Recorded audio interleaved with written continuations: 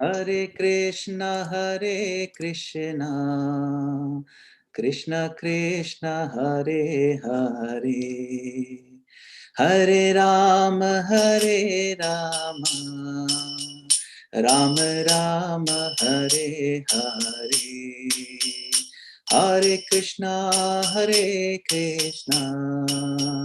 Krishna Krishna, Hare Hare, Hare Rama, Rama Rama, Hare Hare, Hare Krishna, Krishna Krishna, Hare Hare, Hare Rama,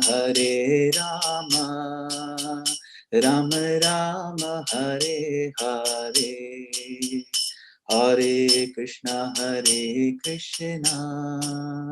Krishna Krishna, Hare Hare, Hare Rama, Rama Rama, Hare Hare, Hare Krishna, Krishna Krishna, Hare Hare, Hare Rama, Rama Rama, Hare Hare, Hare Krishna,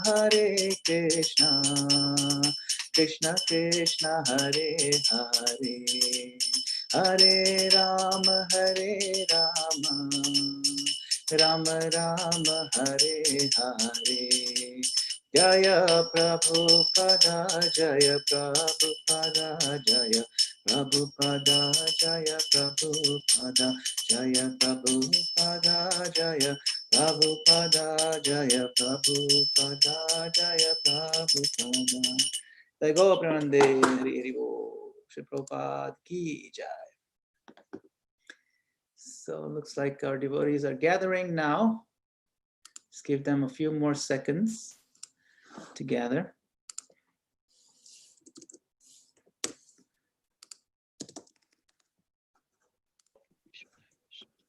Okay.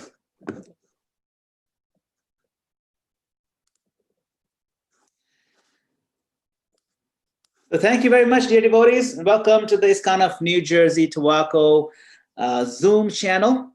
And tonight it gives us great pleasure, and it is a distinct honor to welcome His Grace Chaturatma Prabhu, our very dear friend, and a very, very wonderful devotee, all around entertainer, if you will, and just an exemplary Vaishnava in every way. So just a brief background of Chaturatma Prabhu. He joined ISKCON very early on in 1973 in St. Louis and received Brahminical initiation from Srila Prabhupada in 1974.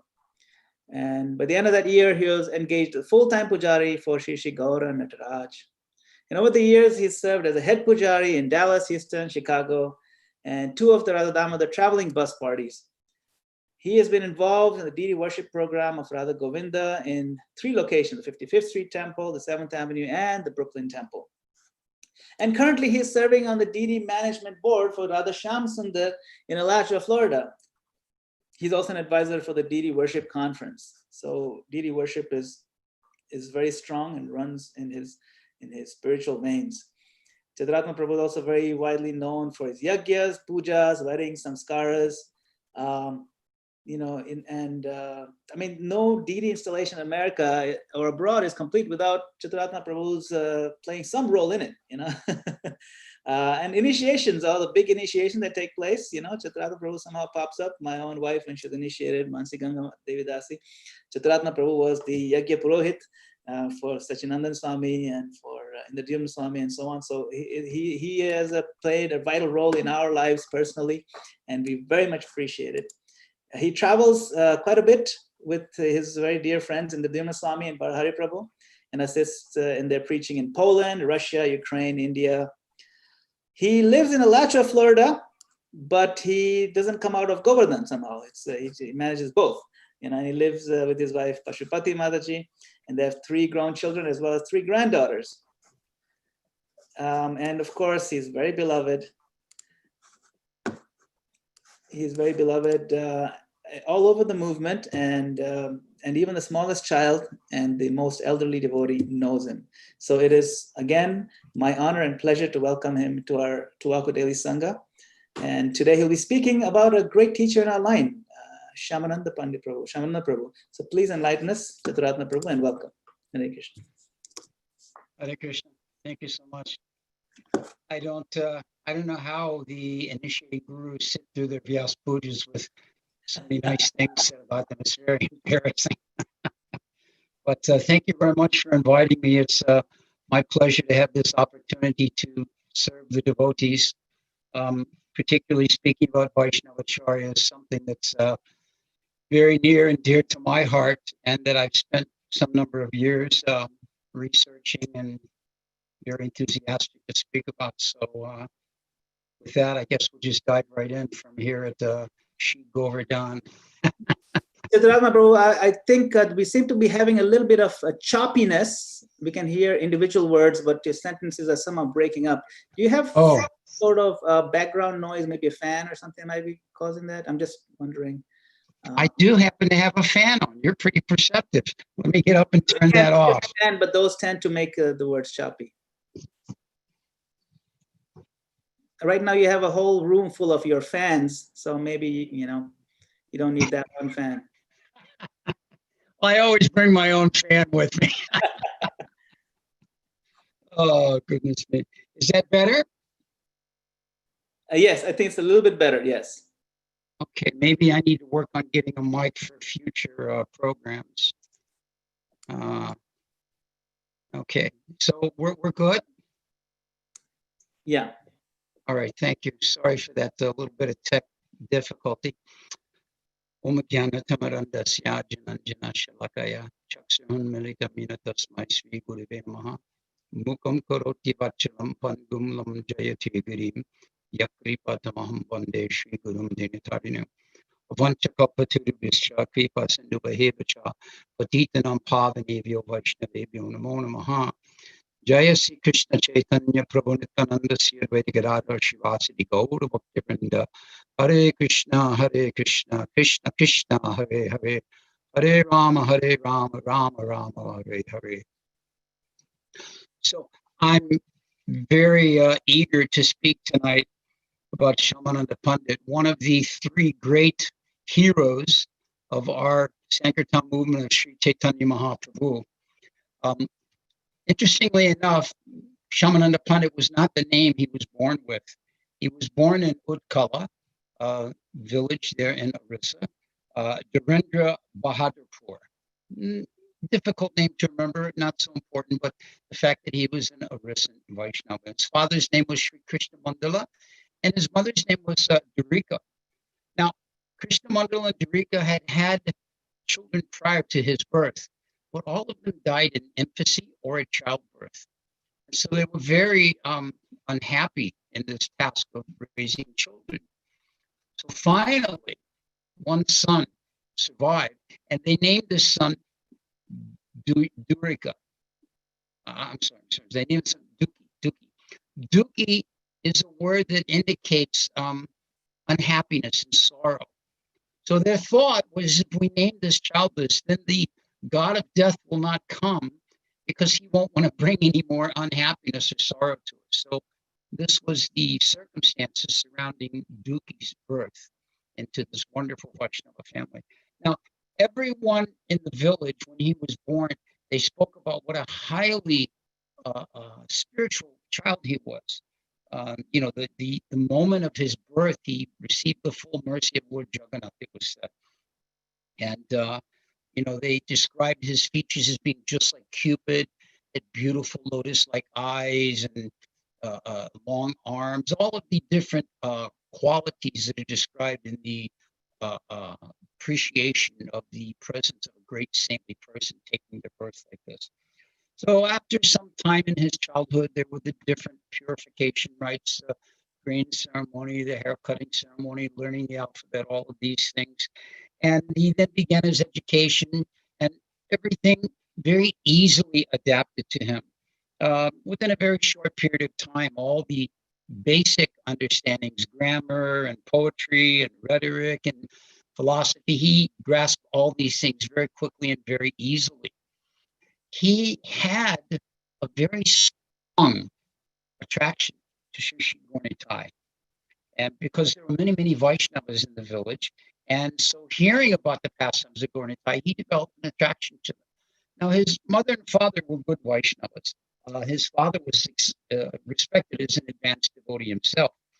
And so seeing that his son was attracted and developing a taste for the message, the pastimes, and the chanting of Gauritai, he decided that it was time for him to consider initiation. So he began to speak with his son like this. And it's interesting because the conviction that Duki answered him with, he said, my guru is living in ISKCON. He is the disciple of Sri Gauridas Pandit, and his name is Sri Doi Chaitanya. If you will give me your permission, Father, I will go there and I will accept initiation from him and serve him. Prabhu, sorry, Prabhu, there's still a bit of choppiness. We can hear some of your words, but so is it possible for you to turn off the Govardhan background? I know we like it very much. That may help. It's one of our, okay. Yeah, it could possibly help. I'm just the background. Yeah. Maybe impacting the bandwidth, huh? Possibly, or the CPU. Let's okay. See. Let's see if that helps. Sorry to interrupt. Oh, that's all right. That's all right. Yeah. Yeah, this might work. Let's try it. Yeah. All right. Back to mundane old Chaturatma and Alachua. So in this way, he proposed to his father that you let me go. Now, we all know the distance from Orissa to Bengal is not, a quick hop, skip, and a jump. It was some bit of a travel. So his father said to him, how is it possible that you're going to do this? So he said, so many pilgrims are going from Orissa to Bengal and Bengal to Orissa, and they're going to take bath in the Ganges. So I'll simply tag along with a group of pilgrims and go with them. So in this way, his father considered it, thought about it. He and his mother discussed it, and they decided, yes, this is a good idea.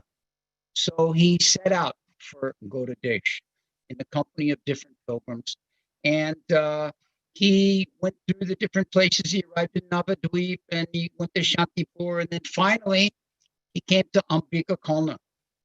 And he inquired from different people he met, where's the house of Gauridas Pandit? Now, if you've had the good fortune to be there, it's a very, very famous place in ISKCON.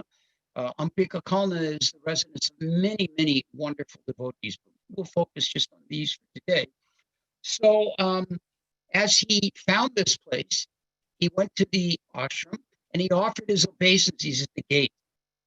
Just by coincidence, Sri Doi Chaitanya was walking by at this time and saw this young boy offering his obeisances there. So he asked him, he said, who are you? What is your name? He said, I have come to serve your lotus feet.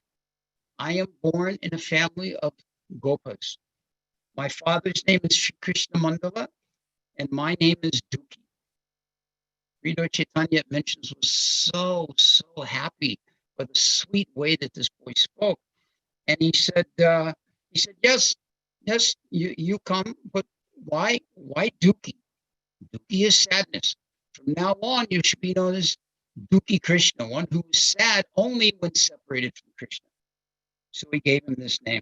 So Duki Krishna, as he's now known, he began his service with great devotion and, very, very attentive to whatever instructions he was given. And therefore, on the proper auspicious day, he was given initiation into the sacred mantra by Sri Doi Chaitanya.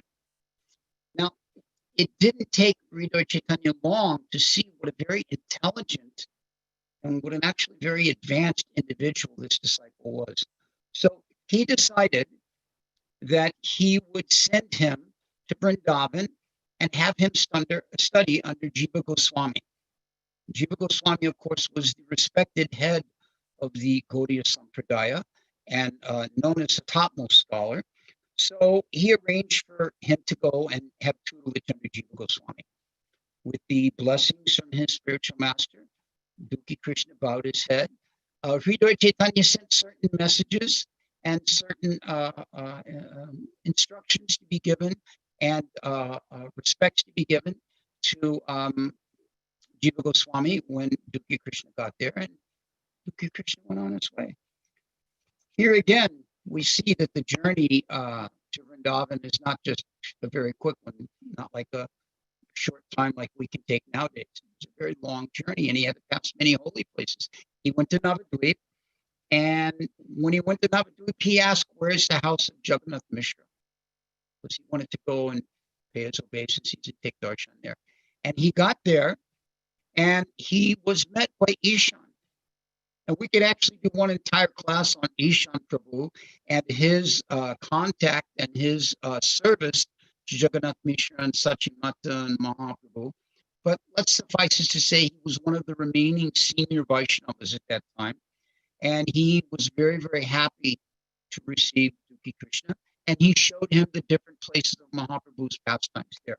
And he only stayed for one day. How he could tear himself away after only one day, I guess it was the instruction from his spiritual master to go straight to Vrindavan. So he did like this. And then from there, he set out to Mathura, continued. He went through Gaya. And as he went there, he remembered the place of Mahaprabhu's pastime of accepting initiation there and continued on there. After some time, he came to Kashi, and there he met Tapan Mishra and Chandrasekhar. These are two very famous devotees that had been personally sent by Sri Chaitanya Mahaprabhu to do preaching there in Kashi.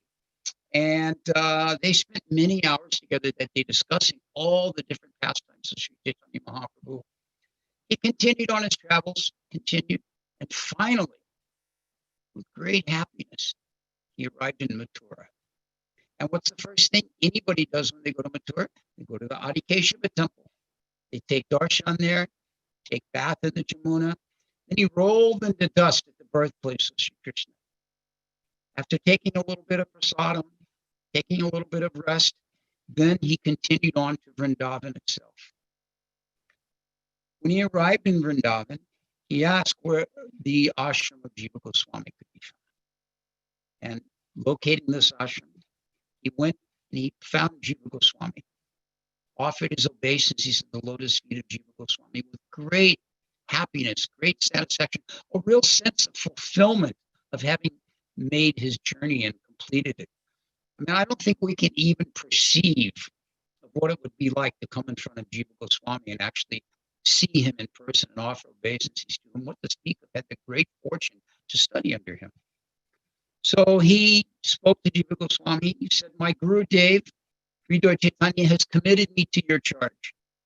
It is his petition to your grace that he is entrusting me to you into your care, and for you to please instruct me in the literatures of the Goswamis, and then after some time, send me back to him."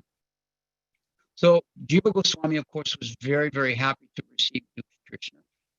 And it mentions how Dukhi Krishna was very attentive in serving Jiva Goswami.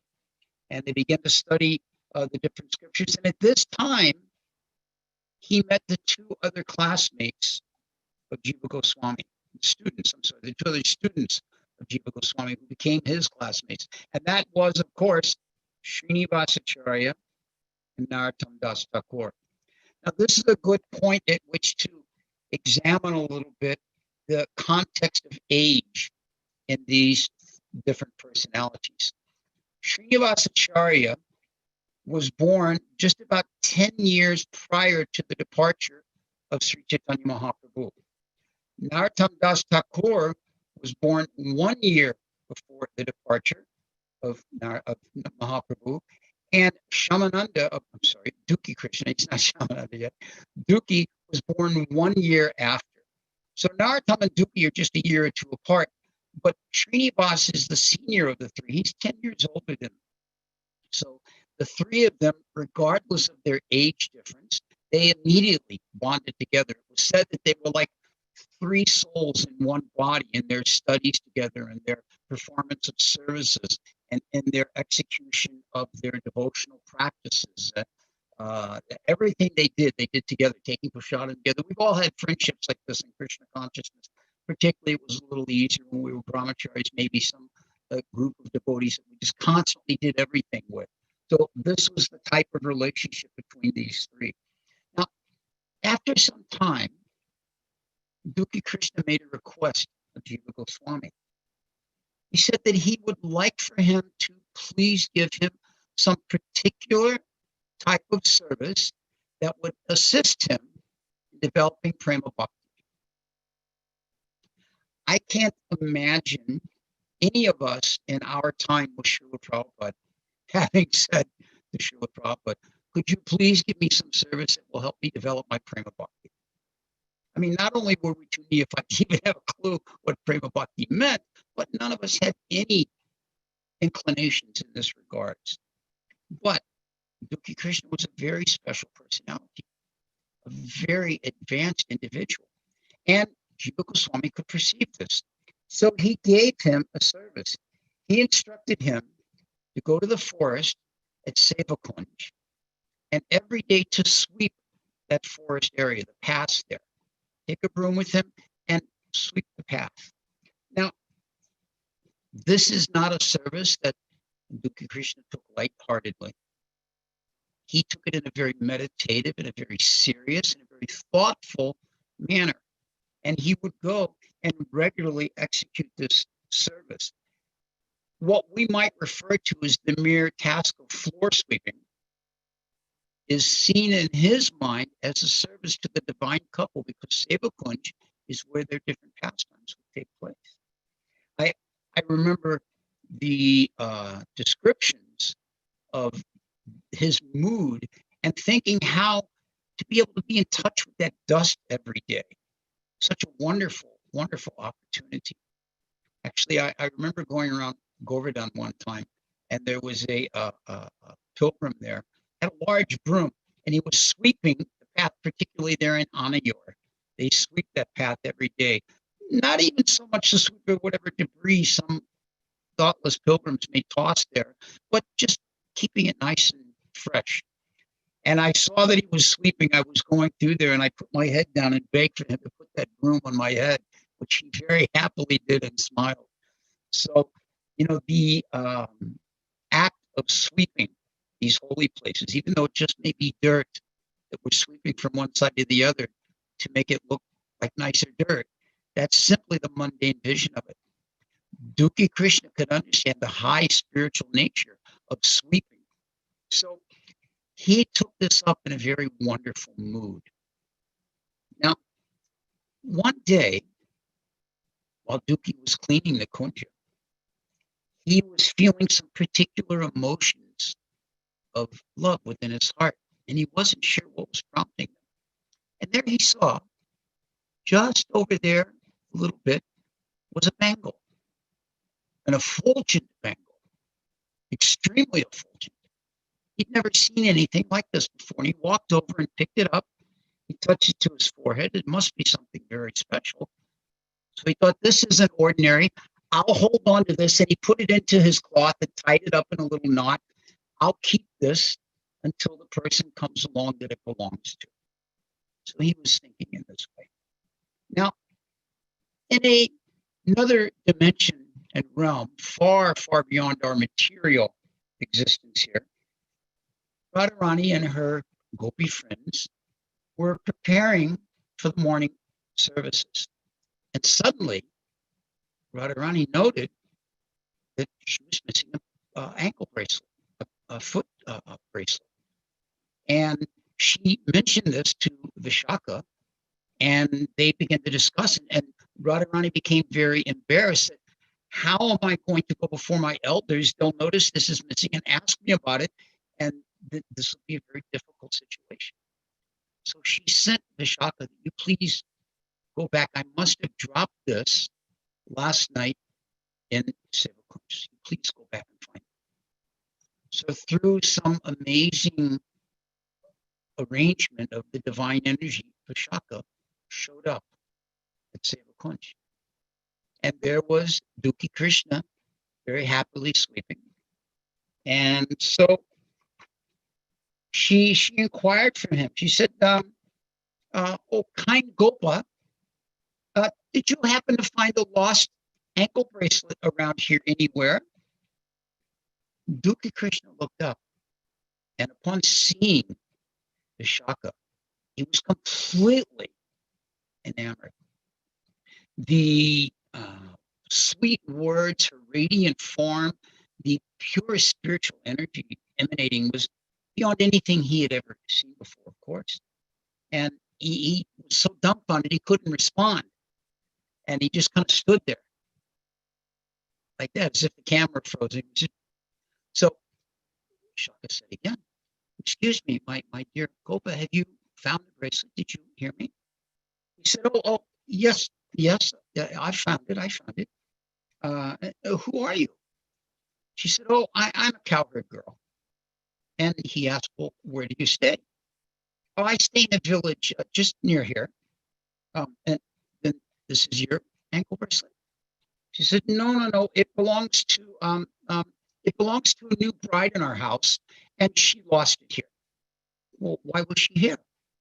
"She had come to pick flowers for the ceremony, and it fell off. She didn't notice it until she returned home, so she sent me to come and get it." "All right, well, you please tell your friend that she can come and collect it from me." Vishaka said, "Oh, no, that would be too much trouble for her. I'll just take her to her." Duki Krishna knew something very special was exchanging here. And he said, No, I want to give it to her personally. You please ask her to come here and get it." So Vishaka returned to the side of Srimati Radhika, and she informed her of the situation and how this, little bit of an awkward scenario. What are they going to do? So it was decided that Srimati Radharani would go. So she returned with Vishaka. And Vishaka stood in the shade of one very large tree. And she was there just a little distant. And so she called out to Duki Krishna. She said, "Oh, Bhakta, that person who has lost her ankle bracelet is now here to receive it. Please bring it to her." Now, Duki Krishna, you can imagine upon seeing Vishaka how transformed he was. So here he is seeing Srimati Radharani. This is something that is way beyond our realm of understanding. We can only read these things in the Shastras and appreciate them in that mood. So the unparalleled, unmatched divine brilliance and beauty of Srimati Radharani. So in great joy, he handed the bangle to Vishaka, who returned it to Radharani. Now, this is, of course, a very important point. He did not approach Radharani directly. He did not give it to her as if he had some ability or some access or some right to give it to her first. It was done through one of the gopis. This is, of course, the mood that Srila Prabhupada and Sri Chaitanya Mahaprabhu have taught us that our devotional service develops. We should never think that we can approach Srimati Radharani directly. Gopi Bhartur Padakamalaya Dasa Dasa Dasa Dasa. We're the servant of the servant of the servant of the gopis. So he had this proper mood. So in this way, he went before there, and Duki Krishna could understand something very special was about to take place. And he offered his obeisances. He fell down on the ground, rolling in the dust there. And Vishaka then said to him, "Oh, best of the devotees, our Shaki wants to express her gratitude to you." Now, at this point, by the divine arrangement of Srimati Radharani, Radhakund manifested right there. This isn't the place of Radhakund, but what is the limitations of the supreme goddess Srimati Radharani? Radhakund manifested right there, and he stood before Vishaka, and she said, "Please immerse yourself into these waters." So he offered his obeisances, entered into the waters, and when he came out in a beautiful, transcendental female form of a gopi. So Vishaka then took this forest gopi, this new forest gopi, by the hand, brought her before Srimati Radharani. Srimati Radharani then took her ankle bracelet and touched it to the kumkum on her feet and placed it on his forehead, marking him with the type of tilak. As he was touched in this way, he felt great ecstasy. And then Srimati Radharani declared, this tilak will remain on your forehead. And from this day forward, you will be known as Shyamananda. Now you can go. And he offered his obeisances, and then suddenly, Srimati Radharani, Vishaka, Radhakund, everything was gone, and he was by himself back in his male form there in Sevakunja with his broom in his hand, stunned by everything that had just taken place. So he began to reflect, what have I seen? What has just happened? What's transpired? He began to roll on the dust there, and ecstasy just began to pour out of his eyes. And he recited hundreds and hundreds and hundreds of prayers in glorification of Srimati Radharani. Now, he immediately wanted to go to Jiva Goswami. So he was very careful, covering his head. He didn't want anybody to see this tilak that he had. He made his way to Jiva Goswami's ashram. And he sat down before Jiva Goswami and explained the entire situation, what had taken place, from finding the bangle all the way through to the end. And then when Jiva Goswami saw this brilliant tilak marking on his forehead, he offered his own obeisances to Srimati Radharani. Now, Jiva Goswami was very happy to hear about this, and he understood through the purity of Dukhi Krishna, now Shyamananda, that this was a true and factual statement he was presenting. But he cautioned him. Don't say anything to anyone. Don't repeat this story to anyone. Just carry on with the name Shyamananda. So Dukhi Krishna, now known as Shyamananda, went about his usual activities, but you couldn't help but notice the difference, not only visually with the tilak, but emotionally and internally with his mood of devotion. Vrindavan at the time is a small village. I know, for instance, here in Alachua, not much happens that everybody doesn't know about pretty quickly, especially something very, very significant, very powerful, and very spiritually beneficial. Everybody gets to talking about it and wants to know how it happened and everything like that. This is the nature of the village life. So, this began to be the common topic of discussion because it was uncommon and highly irregular for a Vaishnava to change these things, change their tilak, change their name, take a different approach to the mood of service that they were executing previously. So, how hard, I was thinking it must have been for him not to share these details with Narottam Das and with Srinivas, because Jiva Goswami had told him to keep it to himself. So it wasn't long before some traveling devotees that were coming out of Vrindavan reached Bengal. And in Bengal, they reached ISKCON. And in ISKCON, they reached the ashram of Hridoy Chaitanya. And the story of the transformation of Dukhi Krishna, now Shyamananda, was relayed. And many people listened to it and heard it there. Hridoy Chaitanya actually was very angry. It mentions he was quite upset. He said that Jiva Goswami is accepted my disciple as his own. I have placed Dukhi Krishna in his care in good faith. And now, due to the association of this Jiva Goswami, my disciple Dukhi Krishna has abandoned me, his own guru.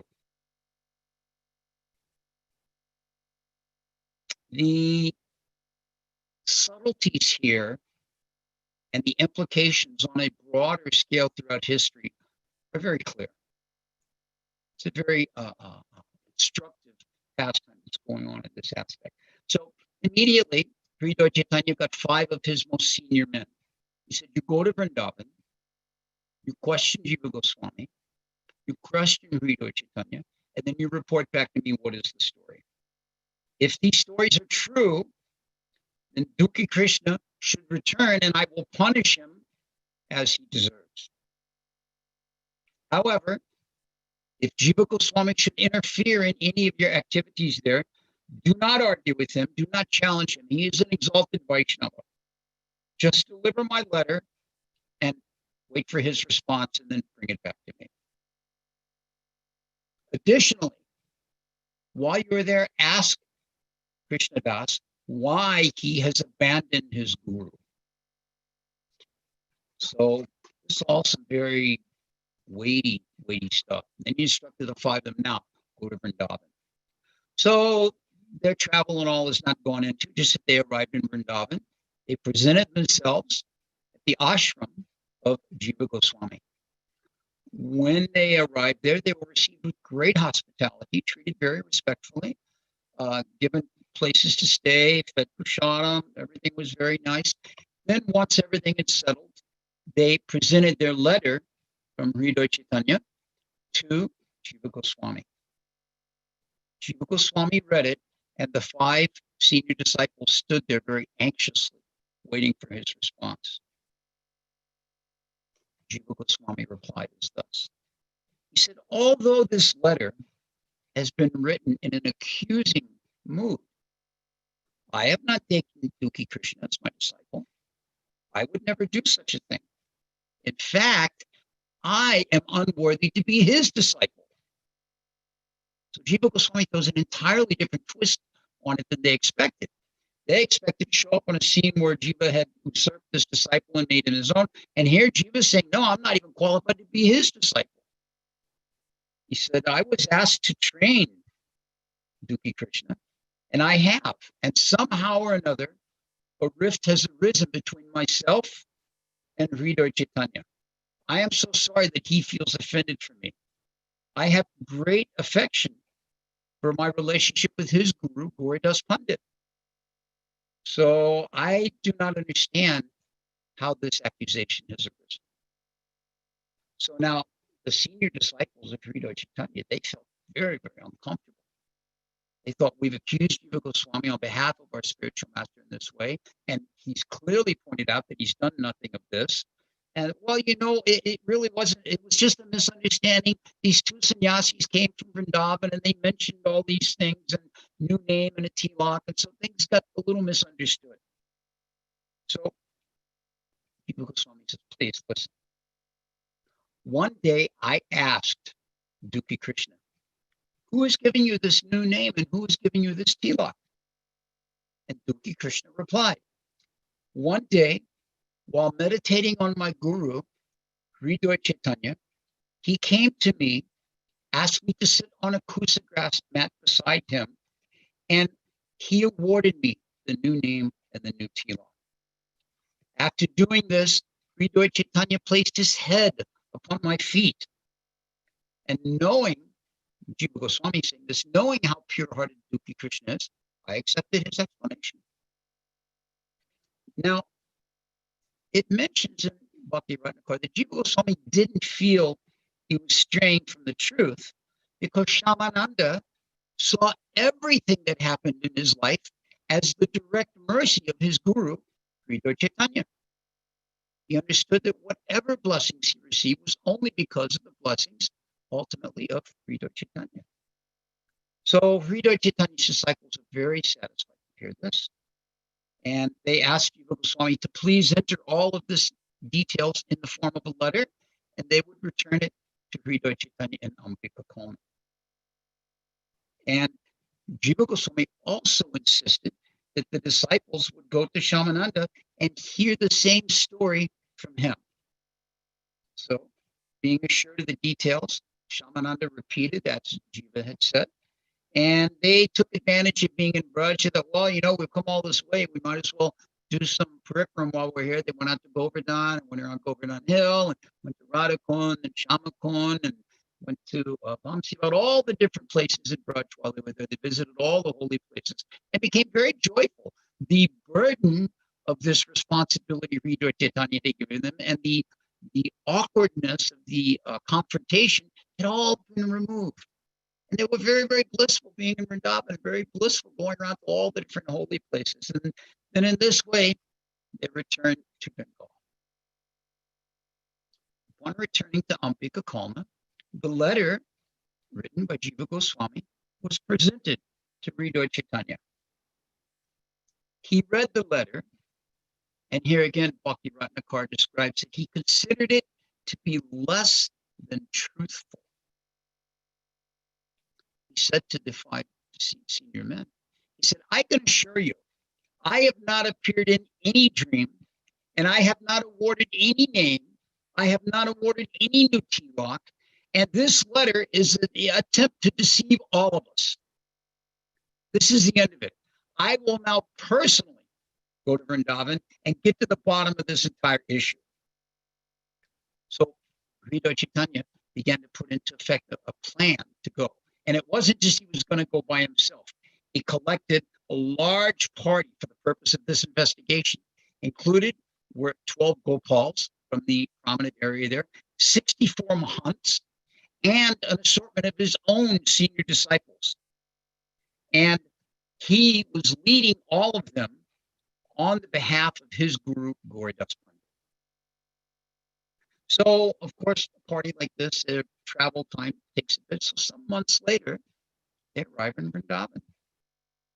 And the group was shown elaborate hospitality. I mean, we've got 64, 76, close to 100 devotees have come from Bengal. So Jiva Goswami makes suitable arrangements, treat them very, very nicely. They all arrange for their quarters, and prashadam for them to take and everything like this. So after all the formalities are done, Hrido Chaitanya let it be known that he desired to see his deviant disciple, as he said, Dukhi Krishnadas. So Shyamananda Prabhu came and he offered his obeisances at the lotus feet of his spiritual master, completely full on Dandavats. When he got up, it mentions Hrido Chaitanya looked at him and saw his tilak and exclaimed, to whom is this Dukhi Krishna bowing down to? Shyamananda said, why, my dear spiritual master, I'm bowing at your lotus feet. Hrido Chaitanya said, your relationship with me can be understood by the name I have given you and the tilak, not that which you artificially show with the display of humility. Your conduct towards me is actually most abominable. So Shyamananda then, in front of Hrido Chaitanya, related the story of the dream and all of his blessings being the mercy of Hrido Chaitanya. Hrido Chaitanya then exclaimed very boldly, we cannot accept dreams as reality. You have acted without my approval, and in conjunction with Jiva Goswami, the two of you have sent me a misleading letter. So he's making very strong accusations. He feels very strong in his right to protect his disciple and to challenge who he sees as usurping his disciple, Jiva Goswami. Of course, from the broader picture, we can see this could be no more wrong, but that'll all come out in due course. So he continued to chastise Dukhi Krishna Shyamananda very, very seriously, to the point where he started to beat him with a stick, harder and harder, beating him. Finally, some of the associates, the Mahants and his senior disciples, stopped him, pulled him away. The whole time this was going on, Shyamananda was in great happiness. He accepted all of this unhappiness and this chastisement and this punishment coming from Hrido Chaitanya very faithfully as the blessings and mercy of his spiritual master. At this point, Shyamananda falls into some internal meditation and takes up a spiritual body, which we know from Gauravani Deepika that his spiritual form is Kanaka Manjari. And he takes up that form. And he relays the entire incident that's taking place in his body as Shyamananda in Gaura Lila to Srimati Radharani. And he's confused as to what he should do. Radharani then calls for Subal. And Subal comes forward. Now remember, Subal, according to Gauravani Deepika, is Gauridas Pandit. So Subal says, don't worry about everything. Hridoy Chaitanya is my disciple in my form as Gauridas Pandit. I will correct all this. So then he wrote the name Shyamananda across the chest of Shyamananda and the tilak there. So then Shyamananda came out of his meditation, and Hridoy Chaitanya decided he would remove the name and the tilak. And he got some water, some dust, began rubbing very hard, trying, and he couldn't do. Then the Mahants came, they couldn't do. No one was able to do this. No one was able to get it off. So this is all going on, and everyone's watching this entire thing. Only Jiva Goswami, it mentions, was able to understand the inner workings that were taking place in this entire Leela. As this was all taking place, Shyamananda was calling out in great ecstasy, Hridoy Chaitanya, Hridoy Chaitanya, Hridoy Chaitanya. So in this way, their efforts to remove the tilak, to remove the name, to give some correction, this was confusing Hridoy Chaitanya, how all of this was not having a result. They were not achieving success. No one was admitting to him that, yes, this is what we've done. So in great confusion, they retired for the night. That night, Hridoy Chaitanya was sleeping. And in his dream appeared Srimati Radharani herself. She was not very happy. We all desire to have the blessings of Srimati Radharani, but none of us are anxious to have her anger. So in a very severe and angry mood, she rebuked and chastised Hridoy Chaitanya. She said, I am the one who, being very satisfied by Duki Krishna Das's service, changed his name and his tilak. What do you or anyone else have to say about that? And then she disappeared from the dream. Imagine being such a sincere devotee that Srimati Radharani herself appears to correct any confusion going on in your life. This was the scenario with Shyamananda. That's how sincere he was. So, awaking from this dream, Hridoy Chaitanya Prabhu realized immediately what he had done, and he prayed to the lotus feet of Srimati Radharani to please forgive him, taking into account what a great offender he had made of himself. So the next morning, he called for Shyamananda, he called for Jiva Goswami. In front of Jiva Goswami, he took Shyamananda on his lap and embraced him. And with great affection, he said to him, you are the most fortunate. You are the most fortunate. You are the most fortunate. Then he told Jiva Goswami of the dream, and everything was cleared up. In this way, the chastity, the devotion, the sincerity of Shyamananda were verified. He did understand that everything was the mercy of his spiritual master, but without setting that to the side, he did receive the mercy of Srimati Radharani. So here again, like his previous disciples had, since Hridoy Chaitanya was in Vrindavan, he continued to stay in Vrindavan for some time, visited the 12 forests of Vrindavan, went to all the different holy places, and then after some time, decided it was time for him to return. And he instructed Shyamananda to stay some considerable time longer with Jiva Goswami, but when his training was finished, to please return to Gaudiya. So these three, Srinivasacharya, Narottam Das, Srinivas, Narottam, and Shyamananda, they passed their days together in great bliss and ecstasy, studying the Goswami's literatures under the tutelage of Jiva Goswami. They spent much of their time engaged in different types of worship and services throughout Vrindavan. And one day, Jiva Goswami came to them and he said, Kartik season is approaching, and I want to organize a grand festival for all the Vaishnavas. I will need your help in making a big Mahotsava. And this will be a very, very wonderful festival. I would like you to deliver invitations to all the devotees. So they were, of course, immediately happy to obey the instructions of Jiva Goswami, who was their Guru. And they prepared and they worked very hard to organize this festival. In due course of time, the festival took place. Narottam, Srinivas, and Shyamananda assisted Jiva Goswami in hosting so many Vaishnavas. Now, at the conclusion of this festival, Jiva Goswami made a proclamation. He said, Sri Chaitanya Mahaprabhu was instructed his devotees to write books explaining the science of Krishna consciousness.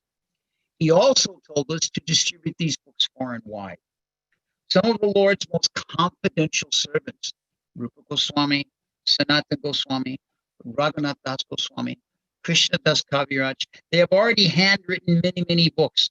We have a stockpile of hundreds of manuscripts here in Vrindavan. But we want to send these books to Bengal. So the time has come to fulfill Mahaprabhu's mission. These books should be taken to Bengal, where they can also be read, copied, and distributed to all of the followers of Mahaprabhu there. And then he paused and he pointed to these three students of his. He said, these devotees, indicating Narottam, Srinivas, and Shyamananda, he said, they have studied under my guidance for many years. They have studied the Bhakti Shastras, and I have trained them very carefully in philosophy. I feel they are the most qualified for this important mission. I humbly request their spiritual masters to give permission that they may go and deliver these books to Bengal. Gopal Bhatta Goswami stood up. He was the spiritual master of Srinivas. And he said, he has my blessings to go. Everyone cheered very loudly. Everyone was very ecstatic. Narottam, he began to, in his mind, reel a bit because he didn't really want to plan on leaving Vrindavan. How could he ever think of leaving? But, you know, it was requested of Lokanath Goswami, who also gave his permission. And of course, Sridhar Chaitanya had already given his permission for Shyamananda to return. So in this way, each of the books was copied. They were put into the cart. This is a very long and wonderful story and pastime that's told in the life of Narottam Das Thakur. And then they were all assembled together and given the blessings, and all left Vrindavan to return to their respective preaching places. Srinivas would be in West Bengal. Narottam would be in East Bengal, which is now Bangladesh. And Shyamananda would return to Orissa. And then in this way, they would carry the books of the Goswamis and distribute them in each of these places, copies of them, and preach the message of Sri Chaitanya Mahaprabhu.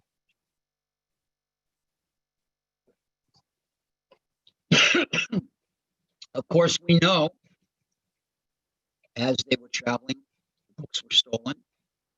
It's so interesting because this pastime of Shyamananda, excuse me, because it intersects so intimately with the life of Srinivas and the life of Narottam. There are many, many, many intersecting stories that could take us down an entire road of hours upon hours of discussions of all the activities that they engaged in as a collective for the mission of Mahaprabhu.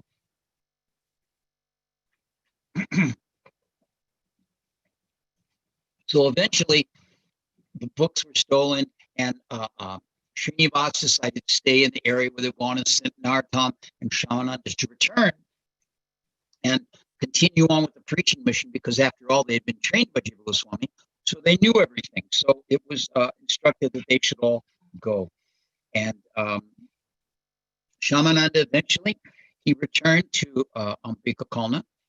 He went to Rito Chaitanya, offered his obeisances to him. It was a very, very happy reunion. There was no animosity or disagreement left from the previous incident in Vrindavan. It was all understood and forgotten and put behind them. Rito Chaitanya inquired from him how the different devotees in Vrindavan were doing. They had been sent with different presents to give to Rito Chaitanya from different devotees. Take him this, please bring him that, like that. And though the books, the theft of the books was explained to Rito Chaitanya, who was very, very concerned about this. So Shyamananda was welcomed back in to ISKCON very, very happily. And for many, many days, he served there at the lotus feet of his spiritual master. During this time, it's worth noting that the majority of the personal associates, almost all of the personal associates of Sri Chaitanya Mahaprabhu had departed from the world at this time. There were only a handful of people remaining. And of course, the mood of separation that each of them had was the only thing holding whatever little bit of life force they had left. So as a result of this, the preaching of the teachings of Mahaprabhu would practically come to a halt. So one of the things that the three young devotees were expected to do, and that Rito Chaitanya wanted to encourage, was that this preaching of Mahaprabhu's mission had to pick back up, had to be brought back out into the main front.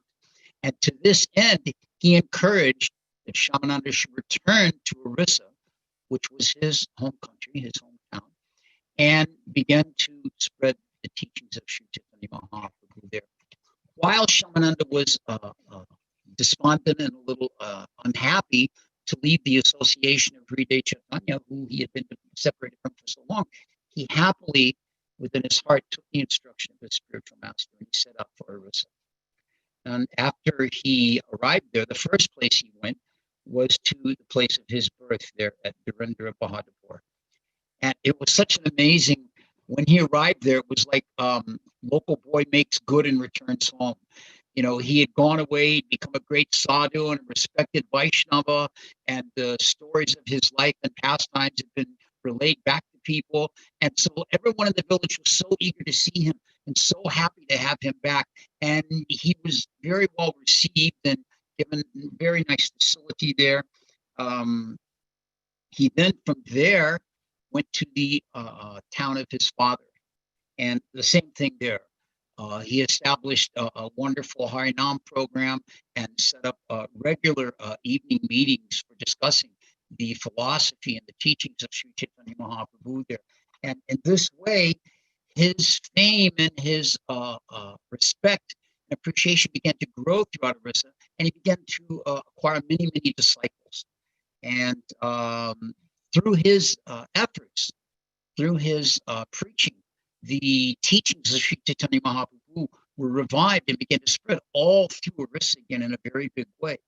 Now, there was one place, a town on the banks of the river Suvarna, and there was a very devoted man that lived there, a gentleman named Achyutadev. And Achyutadev had a son. It was his only son. And that son's name was Rasik. And Rasik was a very, very serious devotee of the Lord. And even in his childhood, he would only play the pastimes of the Lord and engage with his friends like this. He was very eager like that. And when he was the proper age, his father had him educated by all the different pandits, and he didn't have very much regard for material knowledge. He was already serious in the path of devotion. Now, Rasik himself became motivated that he seriously wanted to acquire the shelter of a spiritual master. And as he was in anxiety like this, he heard a divine voice from the heavens say, Rasik, do not be in any anxiety. Very soon, a great personality named Shyamananda will come to your village, and then you will be able to take shelter of his lotus feet. So, hearing this, Rasik became very, very happy, very internally peaceful. And he began to daily go out to the road and stand most of the day just waiting. So looking for someone coming that he would come to know would be Shyamananda. And on a very auspicious day, Shyamananda made his entrance into the village. And the village of Rohini very happily received him. And Shyamananda was welcomed and respected and given all facility. He began to speak and lecture, and regularly Rasik would come and listen to him. And Rasik led him to his home, where in his own home he was received very nicely. And he washed his feet, garlanded him, and in this way he surrendered his entire family to the lotus feet of Shyamananda. And on the proper auspicious time, Rasik was initiated and was given the name Rasikananda.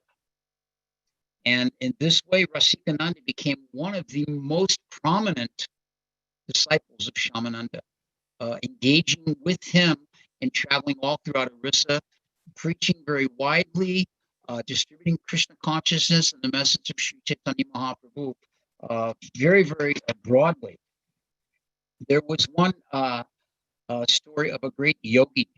What was that yogi's name? Damodar. His name was Yogi Damodar. And he was very well known for his mystic abilities and powers. And one day he heard about the glories of Shyamananda. So he came before Shyamananda, and with great respect, Shyamananda greeted him. And he asked, "What is your purpose?" He said, "I've come to understand what it is you're teaching."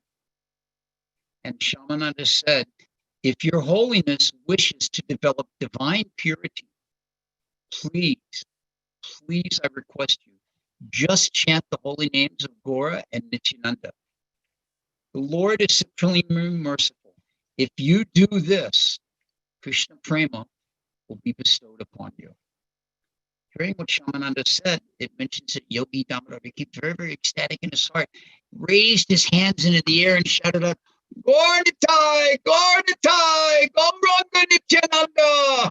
And in this way, he became very, very happy in Krishna consciousness, surrendered himself unto Shyamananda, became his disciple, and also became very enthusiastic in spreading the message of Sri Chaitanya Mahaprabhu with Rasikananda and Shyamananda. I'm very cautious, as I've been invited here for the first time, to keep an eye on the clock here. Although we have much left in the life of Shyamananda, I do see that my allotted time has come to an end. So I'm going to properly, and with the permission of all the devotees and the blessings of the Vaishnavas, going to finish here. We can understand that Shyamananda Pandit was a deeply serious devotee whose association with his godbrothers Narottam and Srinivas, and his commitment to serving his spiritual master and seeing everything in his life in connection to his spiritual master is a wonderful example for us. This is the point of our studying the lives of the Vaishnavacharyas. This is the point in our diving into their life and their pastimes and their stories, because it gives us practical examples that we can apply to our own Krishna consciousness.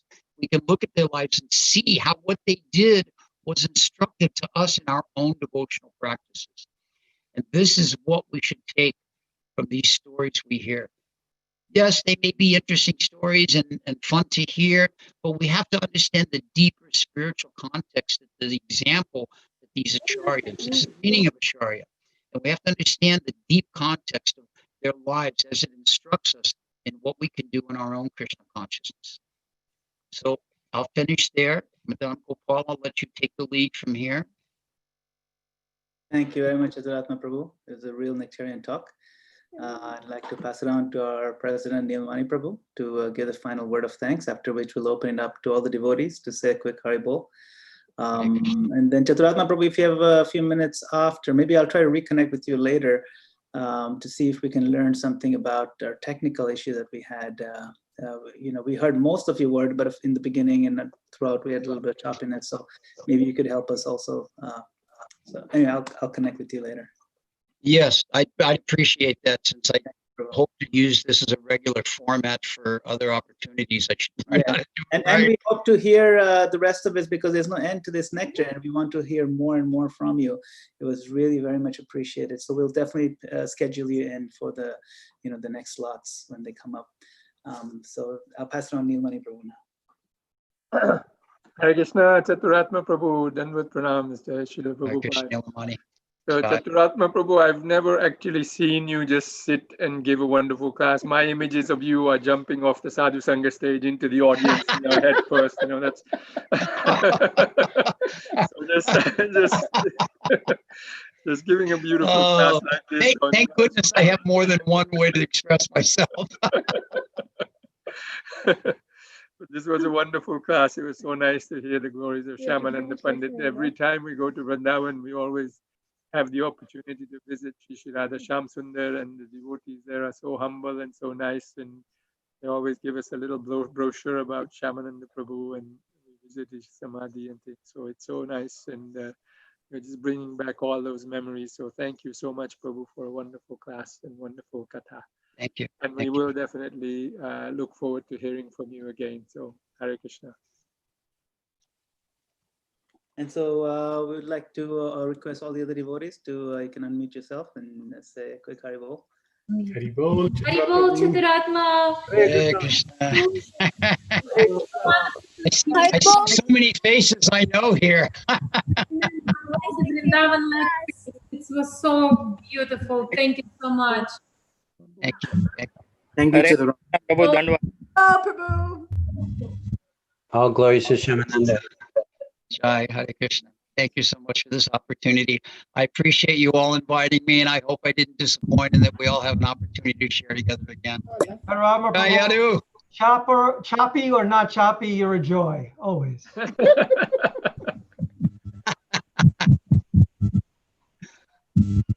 Haribol. Hare Krishna. Hare Krishna. Hare Jai Krishna. Shri Hare Krishna, bro. Nice.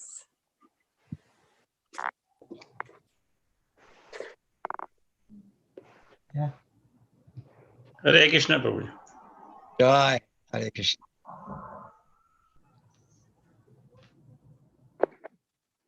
Hare Krishna, thank you so much for a wonderful storytelling. It was so engaging despite the audio. Thank you so much, Hare Krishna. Thank you. Thank you. Chaturatma Prabhu, thank you very much for your association.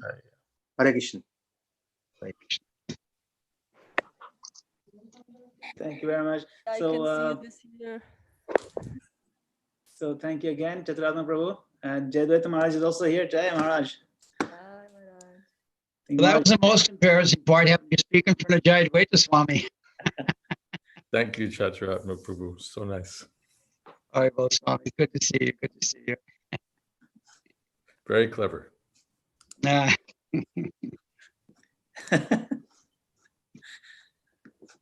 Yeah, we have Apurva Prabhu and Mother Kamalini also online. We have Jai Shri Mataji from near Vrindavan online. We have quite a few senior devotees online with us to enjoy this wonderful nectar. So Hi, Hare Krishna. thank you, Mother I Kamalini. don't have my camera. All right.